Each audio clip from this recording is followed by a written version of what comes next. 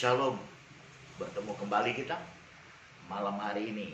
Malam istimewa karena ini adalah hari Sabtu tanggal 12 Desember 2020.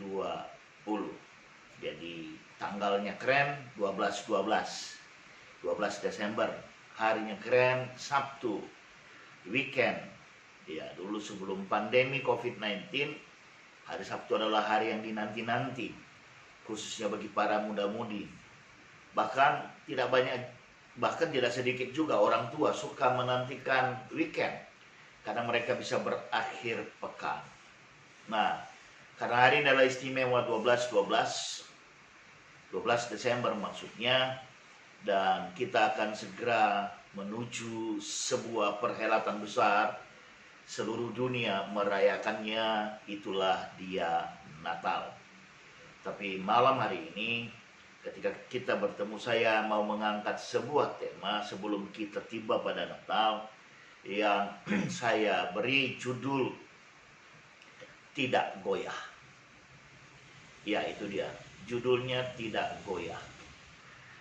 Hari-hari ini ketika kita melihat bagaimana situasi, keadaan, bahkan atmosfer yang terjadi di tengah-tengah kita, kita boleh tahu bahwasanya ada sesuatu hal yang memang kita harus pelihara sedemikian rupa, bahwasanya kita di dalam keimanan kita, dalam kerohanian kita, kita tidak boleh goyah. Ada banyak hal yang membuat kita panik, ada banyak hal yang membuat kita takut, ada banyak hal yang membuat kita cemas. Tapi bersama Yesus, mari kita abaikan itu semua, karena bersama Yesus segala sesuatu jalan kehidupan kita itu sudah jelas, itu sudah pasti arahnya. Persoalan bagi kita sebagai gereja, sebagai orang percaya adalah di dalam diri kita sendiri. Sehingga ketika kita melihat situasi ini, ada begitu banyak hal yang tidak baik. Ada pandemi COVID-19 yang belum selesai walaupun vaksin sudah mulai tiba. Lalu apalagi? Ya, keadaan ekonomi kita. Apalagi ada banyak. Tapi satu hal yang pasti, ketika kita tidak goyah, maka Allah yang Maha Kuasa itu akan menopang kita. Dialah yang akan mengurus kita, karena dia adalah sutradara dan produser daripada kehidupan kita. Kita hanya bermain peran. Peran kita adalah menjadi gereja yang setia dan tidak goyah. Ketika kita melihat keadaan kita, khususnya Indonesia hari-hari ini, maka Indonesia sangat membutuhkan gereja, yaitu kita. Indonesia sangat membutuhkan gereja, yaitu aku dan kau. Indonesia sangat membutuhkan gereja karena hanya gerejalah yang mampu melihat secara overview, secara keseluruhan akan apa yang terjadi, akan apa prospek yang bakal terjadi. Ketika gereja bisa melihat itu, gereja bisa mengambil sebuah tindakan, gereja bisa take action. Dan hari-hari ini kita bersyukur karena ada begitu banyak gereja yang berdoa, terus berdoa buat bangsa Indonesia. Ketahuilah sahabat, ketika engkau terlibat juga dalam gerakan doa, dimanapun itu, apapun itu, tanpa memandang denominasi, sebenarnya ketika kita sedang berdoa, kita sedang melatih, atau juga kita sedang memperkuat keimanan kita, sehingga kita tidak akan pernah menjadi goyah.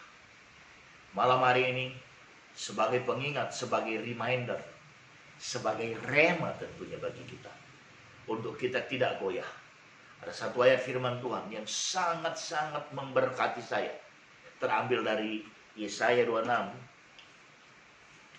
ayat 3, yang berbunyi demikian: yang hatinya teguh, kau jagai dengan damai sejahtera, sebab kepadamulah ia percaya. yang hatinya teguh. Artinya tidak goyah. Tuhan jaga dengan damai sejahtera. Wow, itu sesuatu yang keren banget malah. Jadi kalau kita hatinya teguh, tidak goyah, Tuhan jaga kita dengan damai sejahtera. Nah, yang perlu kita tahu, ketika Tuhan jaga kita dengan damai sejahtera, itu mencakup berbagai hal. Ya. Dan apa sih damai sejahtera? Ya pokoknya damai sejahtera. No. Damai sejahtera yang dimaksudkan di sini berkenaan dan sehubungan dengan keadaan yang kita alami hari-hari ini adalah yang pertama, kita akan tetap secure, aman. Itulah damai sejahtera. Kita tetap akan aman bersama Tuhan tentunya, bersama Yesus tentunya. Ketika kita aman, maka kita bukan menjadi orang pasif, tapi kita harus menjadi orang aktif. Maksudnya begini, Tuhan janjikan keamanan, benar. Tapi nggak mungkin dong kita menabrak, kita melanggar prosedur-prosedur ketetapan tentang kesehatan, bukan. Kalau dikatakan kita masih pakai masker, pakailah masker, dan seterusnya. Kalau kita harus jaga jarak, jagalah jarak. Kalau kita harus cuci tangan, cucilah tangan. Tapi ketika kita melakukan bagian kita, dan kita tidak goyah, Tuhan berkata, kita akan secure, kita akan aman. Banyak orang mengikuti protokol kesehatan dengan ketat, tapi terkena juga COVID-19. Tapi kita, Tuhan katakan, engkau akan aman, engkau akan secure. Yang kedua, kita akan menjadi prosper. Damai sejahtera berbicara tentang prosperity, tentang kepemilikan dan kepunyaan, harta. Tapi kita bukan bicara harta di sini, tapi saya mau kasih tahu, di tengah-tengah situasi yang tidak baik, di tengah-tengah situasi pandemi COVID-19 ini, saya mau berkata, sebagaimana firman Tuhan berkata, belalang pelahap, belalang pelompat, dan seterusnya tidak akan menghabiskan apa yang menjadi propertinya kita. Sekali lagi, di tengah-tengah situasi pandemi ini, ketika kita dikatakan damai sejahtera, dan yang kedua adalah prosperity, saya mau kasih tahu segala aset kepemilikan, kepunyaan, itu tinggal tetap bersama dengan kita. Dia tidak akan dihabisi oleh belalang pelahap, belalang pelompat, belalang pengerip, dan seterusnya. Itu yang kedua. Dan ketika kita prosper, ketika kita memiliki kepemilikan dan kepunyaan, satu hal yang diminta kepada kita adalah mari kita jadi berkat.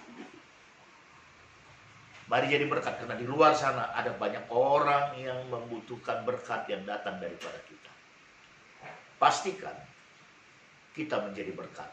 Hari-hari ini ada begitu banyak kegiatan-kegiatan Natal yang sebagian besar tetap dilakukan secara virtual, Zoom dan seterusnya. Maka saya melihat beberapa kegiatan itu diimbangi dengan bakti sosial.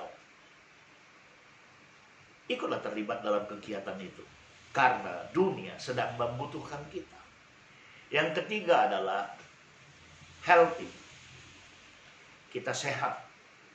Kita tidak sehat secara kesehatan jasmani saja, tapi segala aspek hidup kita, kita menjadi orang yang sehat. Dan nalar rohani kita bisa melihat segala sesuatu berdasarkan kebenaran firman Tuhan, bukan berdasarkan hoax atau isu-isu yang beredar. Nah, ketika kita sehat, kita bisa menikmati segala apa yang sudah terjadi tadi. Kita aman, kita prosper. Dan yang terakhir, happiness, sukacita. Alkitab berkata, hati yang gembira adalah obat.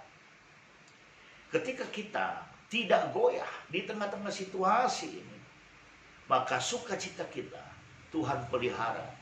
Sukacita surga akan diberikan kepada setiap kita. Nikmati itu.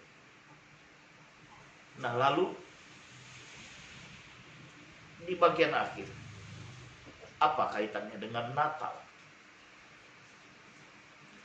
Marilah menyongsong Natal tanggal 25 Desember yang akan datang. Kita benar-benar tidak goyah melihat keadaan sekeliling. Jangan biarkan dagingmu bergejolak, sebab esensi Natal adalah pertobatan. Esensi Natal bukan pesta. Maka ketika kita tidak goyah menyikapi situasi yang terjadi, karena saya khawatir masih ada juga orang yang akan terus berperilaku hidup besar pasak daripada tiang. Jangan sampai terjadi. Mari kita yang adalah gereja hari ini, kita boleh perlihatkan kepada dunia, kita adalah benar-benar gereja yang tidak goyah dan kita memiliki damai sejahtera. Akhirnya saya mau kasih tahu kepada teman-teman sekalian yang akan masuk dalam pelayanan minggu besok.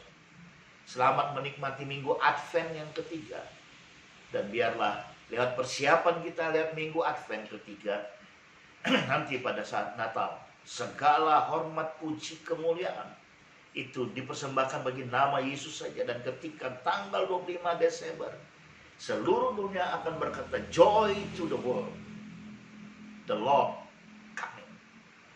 Biarlah kita menjadi saksi bahwasanya dengan kita menjadi gereja yang tidak pernah goyah, Tuhan Allah Immanuel, Raja Damai itu berserta dengan kita senantiasa. Sampai di sini pertemuan kita.